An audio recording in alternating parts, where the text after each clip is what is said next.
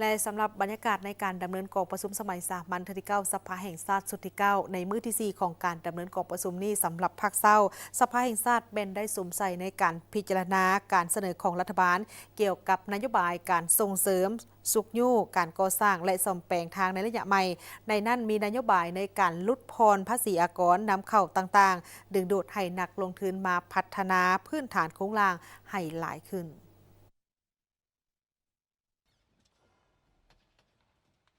อันนี้ตามมื้อที่4ของการดำเนินกองประชุมสมัยสามัญที่9ของสภาแห่งชาติสุดที่9ในภาคเศร้าของมื้อนี้สภาแห่งชาติแม่นได้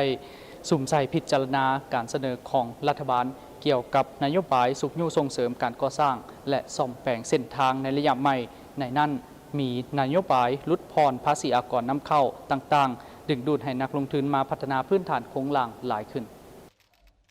กองประชุมสมัยสามัญที่9ของสภาแห่งชาติสุดที่9ในตอนเช้าวันที่12มิถุนายน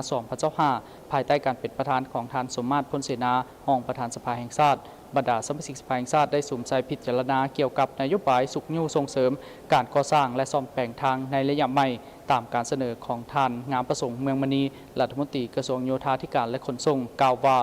ในปัจจุบันการก่อสร้างและซ่อมแปลงทางยังบ่ทันตอบสนองได้ตามความเรียกร้องต้องการของการพัฒนาในระยะใหม่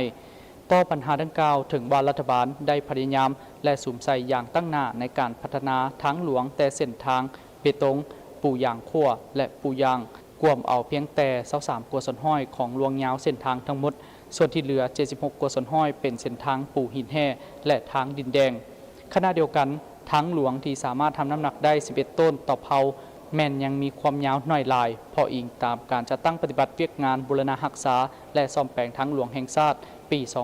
2025 แม่นแผนเวียกและแผนงบประมาณกวมเอาความยาวของทาง 6,179 กิโลเมตร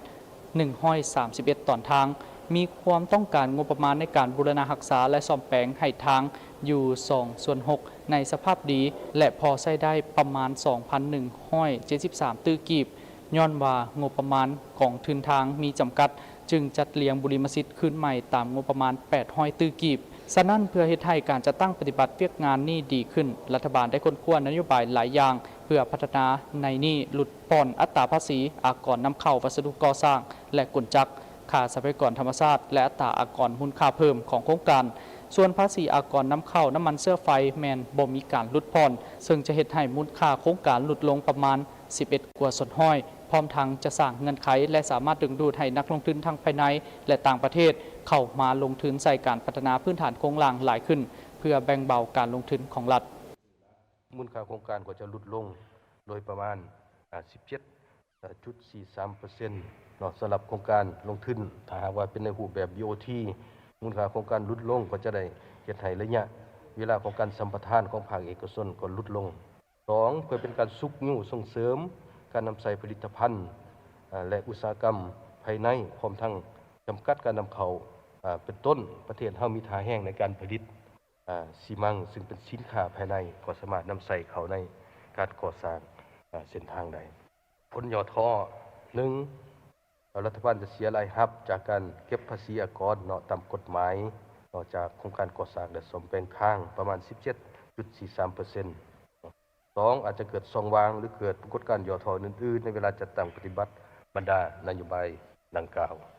เพื่อรับประกันให้แก่การจัดตั้งปฏิบัตินโยบายสุขยู่ส่งเสริมการก่อสร้างและซ่อมแปลงทางในระยะใหม่ให้มีประสิทธิภาพประสิทธิผลสูงและรับประกันผลประโยชน์สูงสุดให้แก่ประเทศชาติต่างหน้าคณะประจำสภาแห่งชาติท่านนางปิ่งคำราชสิมมาประธานกรรมาธิการเศรษฐกิจเทคโนโลยีและสิ่งแวดล้อมได้ประกอบความคิดความเห็นขอเสนอให้รัฐบาลชี้นำกระทรวงที่เกี่ยวข้องหีบห่อนคนขั้วออกนิติกรรมกำหนดหลักการแต่ละหน้าเวียกให้มีความละเอียดชัดเจนและหัดกุมเพื่อเป็นบ่อนอิงให้แก่ทุกแขนงการในการคุ้มครองและติดตามกฎกาในการจัดตั้งปฏิบัติแต่ละโครงการและจัดเลี้ยงบุริมสิทธิ์ของโครงการที่จะได้รับนโยบายสุขยู่ส่งเสริมจำกัดโครงการที่เป็นเป้าหมายเหตุทดลองโดยเฉพาะทางหลวงแห่งชาติที่เปเพ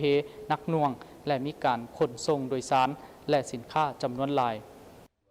ให้รัฐบาลชี้นำกระทรวงการเงินกำหนดกลไกการคุ้มครองและการติดตามกฎกาการนำเข้าวัสดุก่อสร้างและกลจักร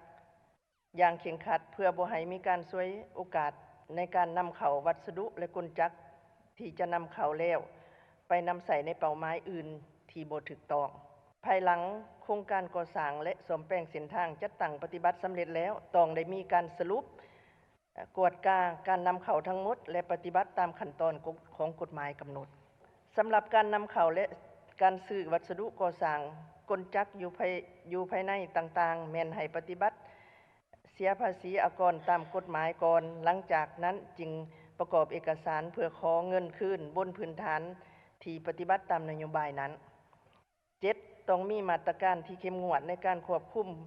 คุณภาพมาตรฐานเทคนิคการก่อสร้างการซ่อมแปลงเส้นทางเข้มงวดการคุ้มครองและการกวดกาเส้นทางในการขนส่งประเภทรถบรรทุกน้ำหนักของรถบรรทุกและมีความพร้อมหอบด่านในการปฏิบัติมาตรการที่เข้มงวดเด็ดขาดต่อผู้บรรทุกน้ำหนักเกิน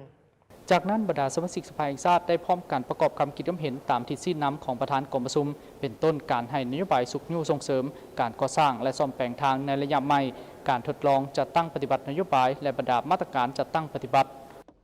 ขอให้รัฐบาลจงได้เอาใจใส่ในการจัดตั้งปฏิบัติตามนโยบายดังกล่าวเนาะอย่างจริงจังและอย่างมีจุดสุมให้เฮ็ดทดลองเนาะจุดใดจุดหนึ่งอย่างมีจุดสุมสะก่อนจากนั้นเขาจึงถอดถอนบทเรียนในการจัดตั้งปฏิบัติในต่อหน้านะว่าการผ่านการจัดตั้งปฏิบัตินโยบายคือดังกล่าวนั้นเมียนได้ครับประสิทธิผลขึ้นเอาได้และก็ยังมีด้านคงข้างขึ้นเอาได้เนาะ2มันจงมีมาตรการอย่างเข้มงวดตื้มเกี่ยวกับการคุ้มครองรถบรรทุกหนักเนี่ยนะเส้นทางพวกเขากับเพลาย้อนการคุ้มครองของเขาพวกเขานี่ผ่านมายังบ่ได้มีประสิทธิผลอย่างเท่าที่ควรนะตัวอย่างคือว่าผู้เก้าลักกันก็ถือว่าก็มีอยู่อันแจ้งการมีอย่างผ่านมาว่าห้ามรถบรรทุกในการนั้นไปทางผู้เก้าลักในนั้นเนาะแต่ว่าความจริงก็ยังมีหลายยังไปอยู่ฉะนั้นเฮ็ดให้เส้นทางดังกล่าวเปอย่างนักฉะนั้นทุกปีมันสุ่มใส่ในการซ่อมแปลงเส้นทางผู้เก้าลักนี่เนาะถ้าว่าหากเอาทึนดังกล่าวนั้นไปซ่อมแปลงทางอื่นก็จะได้หลายเส้นพร้อมนี้ยังมีคำเห็นอื่นๆที่สมาชิกสภาแห่งชาติเสนอเพื่อเฮ็ดให้การกำหนดนโยบายสุขยู่ส่งเสริมการก่อสร้างและซ่อมแปลงทางในระยะใหม่มีจุดสุ่มและสอดคล้องกับสภาพความเป็นจริงของประเทศเฮาในระยะใหม่นั่นก็คือการดำเนินกองประชุมสมัยสามัญเทื่อที่ 9ของสภาแห่งชาติในภาคเช้าของมื้อนี้ส่วนเวลาในภาคบ่ายทีมข่าวโทรภาพแห่งชาติลาวจะนำเสนอท่านผู้ชมในข่าวภาคค่ำประจำวันจากโทรภาพแห่งชาติลาวศรีสุวรรณถ่ายภาพดวงวิเศษมิถิยพรรายงานจากสภาแห่งชาติลาว